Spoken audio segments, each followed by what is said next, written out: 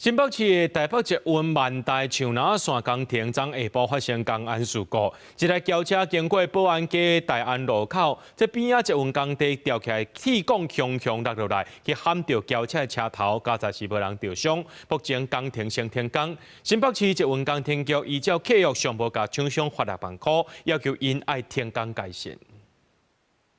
透过行车记录器的画面，会当看到吊铁管的吊手转转去工地内面。这时阵2指挥车会当通行，结果铁管汹汹落落来，一台轿车的车头就安尼互撼着，铁管嘛断作2截。这是11下晡发生伫新北市的捷运万代树林线工程的公安意外，地点伫树林的保安街大安路口。 那个驾驶有稍微往右边开一点，不然他就要砸到他的驾驶座，很恐怖啊！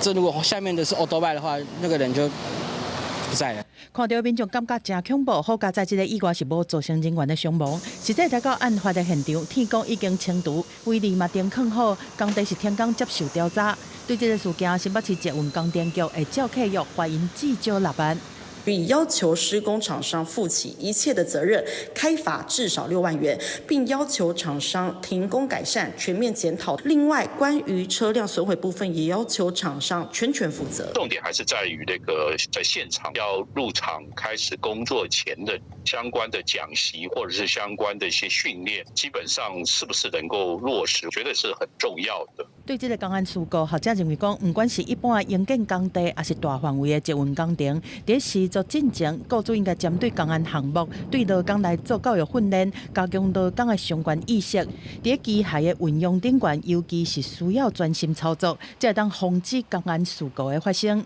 记者综合报道。